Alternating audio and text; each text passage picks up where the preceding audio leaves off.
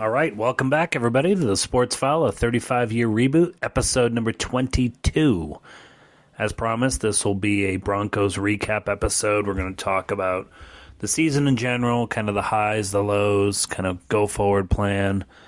And then we'll also look at last night's Super Bowl between the Kansas City Chiefs and the Philadelphia Eagles. All right, to start off, we've got the Denver Broncos. I mean, overall, I don't know how you could say that this season wasn't a success, right? We talked early on, Las Vegas had them. Over-under on wins was 35. Over-under on wins was 5.5. They resoundingly went way over that, right? I mean, they had a really, really nice season.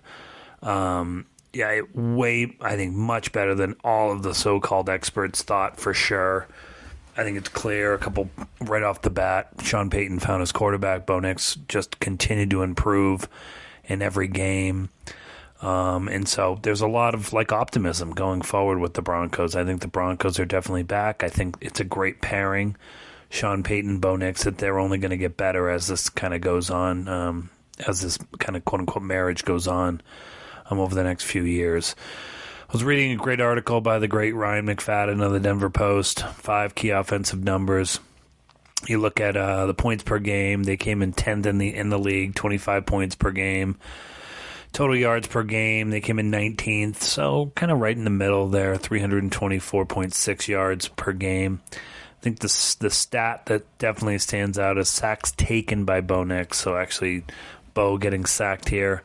They only took 24, which was ranked 4th in the league. So outstanding improvement from last year. And this is one of those themes that Sean Payton was continually talking about, right? He didn't want a quarterback that took sacks. Again, subtle shots at Russell Wilson.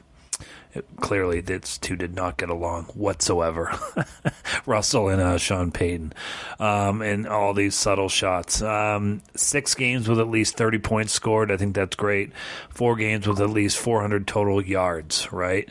Really, really nice playing by the Broncos here. I think their high points will be, like what you said here, the Week 5 win over Las Vegas. It'll always be remembered kind of as that shootout. He threw for 206 yards and 2 touchdowns to snap an 8-game losing streak versus the Raiders. Nix was 9 of 11 for 101 yards and 3 total touchdowns in the second half. He was a perfect 5 for 5. Just a great, great game. Starting from this point on, this is where Bo Nix is, I think, really improved, kind of got out of that rookie kind of slump, got comfortable. From that point on, after Week 5, starting from them to the end of the year, Bo threw for 2,909 yards, 26 touchdowns, and 8 picks in the final 12 games of the regular season. So he really, really, really improved. The low point was obviously Bo in the beginning. It looked like a rookie. But like I said, once we hit that Week 5, it was kind of off and running, and he just looked outstanding. And some of the balls he made and threw were just phenomenal. I think one of the key takeaways with Bo Nix is he's definitely a much better runner, I think, than anybody thought, and he definitely has a stronger arm than most people thought. He didn't run at the NFL Combine, so people didn't really know he was battling an injury. He didn't run, but he really showed some elusiveness, and he can really throw that ball. There were a few balls coming down the stretch, I know, like to Mims that he made, that were just a dime, absolutely thrown right into the pocket in a tight window, and he was able to deliver there. This article, you think about where they kind of struggled.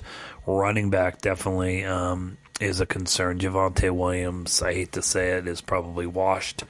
These running back windows are so small. He's now 2 years removed from a torn ACL, and he just does not look anywhere like the running back he was. One of the standout wide receivers was Vele. This rookie wide receiver caught 41 passes for 475 yards and 3 touchdowns in 13 games, 7 starts. Nix had a passer rating of 118.4 when targeting Vele. So he's become a real solid third down target. It's clear Bo loves Cortland Sutton, but they definitely probably need, and I think the biggest standout, the biggest thing that really changed was the emergence of Mims. I think quickly Sean Payton realized, I need to get this guy more involved in the open space. He's a great returner. But so you started seeing him coming out of the backfield, catching short passes, and just let him create, right? So I think that's a great thing. I'd love to see them add another wide receiver. In fact, this week, Super Bowl week, Sean Payton was on with Kay Adams, the great Kay Adams, on the Up and Adams show. He really talked about what they really, really need. He kind of laid it all, opened up his cards and said, we need a Joker-type player. And a Joker-type player is someone like a Deebo Samuel, right? Who, it's interesting, he's now available for trade. The 49ers, I think, want to move on. He would be an incredible pickup for the Broncos. This is a guy that could be in the backfield and then also, line up. And I think you'd really have something there with, say they re-sign Sutton, you have Vele, you have Mims, and then you have Samuel. That's a really strong wide receiver core. And then as your fifth would be Troy Franklin, who's going to just continue to get better, I think, as we go on here.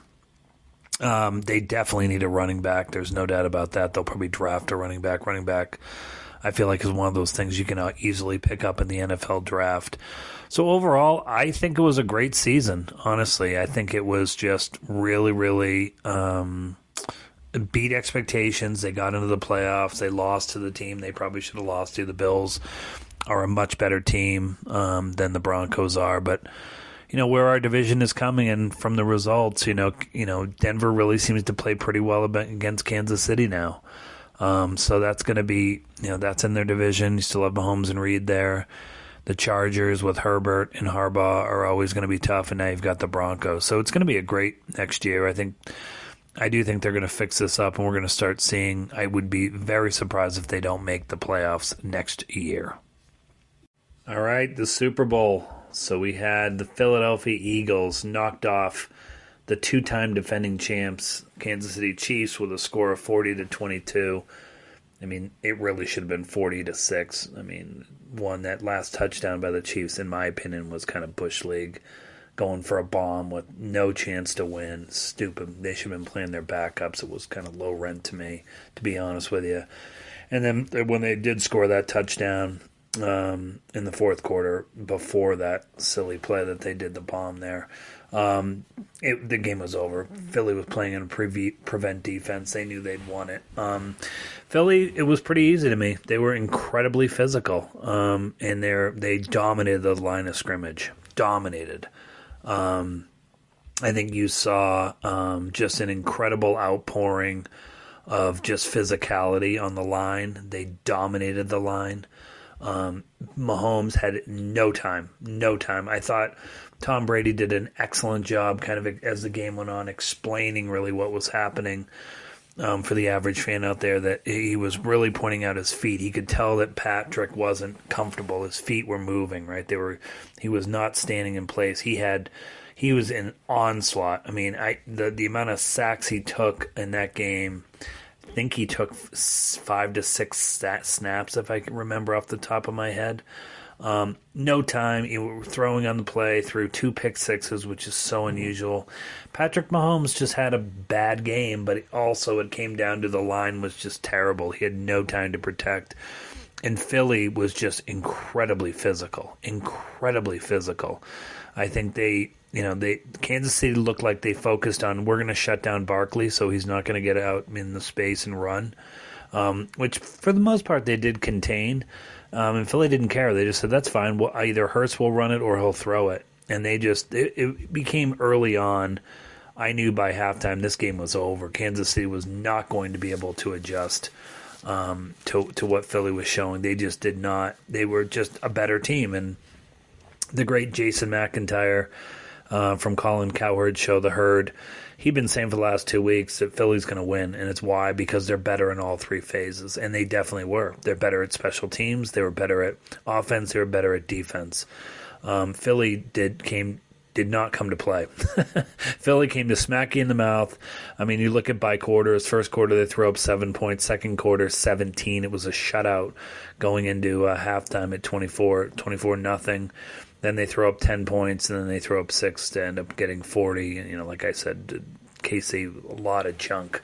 They'd scored a touchdown in the third quarter, missed the 2-point conversion. They only put up 6 in the fourth. They put up 16 points with that. And I know, sort of hell bent on this. I think that last play by them was BS. They should never have done that. It's like, I don't know what they were trying to pad stats for at that point. If the classy thing would have been put in the backups and just concede that you were matched up better. But Philly, kudos to them. Tough team. I think Sirianni always has had a little kind of love-hate with some of the fans. Is he a good coach? Is he not? Hey, he's won a Super Bowl now, right? And Jalen Hurts just continues to impress. I mean, it's like you look at this guy and you don't understand how he can be that great, and yet they do their thing. And they were loaded. A.J. Brown had a phenomenal game. Barkley, pretty good game. Hurts, great game. Hurts ended up being the MVP. So kudos to Philly. They're the king of the hill, and KC was kept off of that elusive winning 3 Super Bowls in a row. They could not do it. And that's it. Philly's king of the world for till next year. And now we start the off season. NFL. It's crazy. We were saying last night that it's crazy to think about that. If you're Philadelphia and KC, your season started back in July. And so it just ends here in February. Now we'll get into mini camps and draft and more mini camps and then training camp before you know it. Just a real entertaining Super Bowl. I thought it was good to see Philly come up and win. Side note, I thought the halftime show with Kendrick Lamar was just incredible. I thought I'm a big Kendrick Lamar fan. Love it. I loved following the whole Kendrick Lamar, Drake civil war that was happening this year for the last 9 months. I think Kendrick really, really brought it, and I love to see that they're introducing halftime shows that are much more kind of age appropriate. Honestly, I mean, most people my age probably aren't listening to Kendrick, and that's fine. But we don't need any more like The Who or Rolling Stones, or let's let the young people, the viewers that the NFL wants to go over, the younger generation, whether it's millennials or Gen Z, have their day in the sun now. And I think Kendrick really, really brought it. Great set. Loved it. I've now listened to it. Apple Music I subscribe to, so Apple Music you can listen to the halftime show and watch it. It was available in real time, which was cool that they released it right away. Great halftime show. Ads were pretty good as well. Great Super Bowl overall, and that's it for the NFL. So now we're going to transition to kind of the NBA for the next couple months here. We'll talk a little bit about the offseason, kind of the needs as we get into it. As we know, NFL is a around-the-clock operation. We'll start talking more about my poor Tottenham Hotspurs, who just are not. We are killed with injuries. In fact, my whole next episode is going to be what's going on with Tottenham. We only had the other day during the FA Cup as a tease. They only had 4 starters on the field of the regular squad. The rest are hurt with some pretty significant injuries, and is Ange on a hot seat. So that's it for the Sports File, a 35-year reboot. This was episode 22. Please like, subscribe, or leave a comment wherever you listen to your podcast, and I'll talk to you soon.